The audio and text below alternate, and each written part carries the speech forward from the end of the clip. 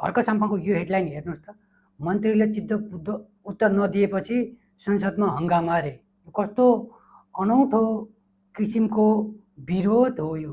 चाहिने कुरामा विरोध गर्दा त सबैले ठिकै हो भन्छन्, तर मन्त्रीले चित्त बुझ्दो उत्तर नदिएपछि विरोध भन्नु कतिको जायज कुरा हो?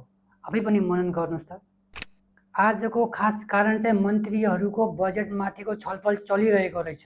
कार्यसूची चाहिँ मन्त्रालयमा उठेका प्रश्नको उत्तर दिने भन्ने रहेछ र जुन मन्त्रालयको प्रश्न उठिसकेछ त्यही सोही मन्त्रालयको सम्बन्धित मन्त्रीले उत्तर दिने भनेर भनिएको रहेछ। तर आज सांसदहरूले मन्त्रीहरूले बोलिरहँदा हर्क साम्पाङले मलाई चित्त बुझ्दो उत्तर आएन भनेर फेरि संसदमा हङ्गामा गरे। यो कस्तो किसिमको विरोध आफै बुझ्नुहोस् त।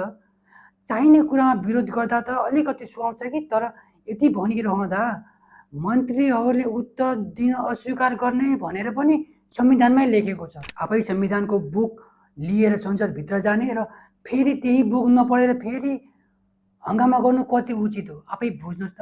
हर्क साम्पाङले सायदै होला अब कुनै चिजमा विरोध गर्न छाडेको, उनको मानसिकता नै विरोध गर्ने हो। चाहे सही हो गलत हो, संविधानमा छ या छैन, नियममा छ या छैन, केही कुरा हेर्न छोडिसके। यस्तै पारा हो भनेपछि तपाईँको जुन भिजन छ त्यो भिजन पनि कहाँसम्म पुर्याउनुहुन्छ, केही दिनको लागि मात्रै हो कि भन्ने आश गर्न थालिसके व्यक्तिहरूले। तपाईँलाई यस विषयमा के लाग्छ? आज हर्क साम्पाङले देखाएको यो अलिकति गैर जिम्मेवारी सही हो या होइन? आफ्नो विचार कमेन्ट बक्समा राख्नुहोला।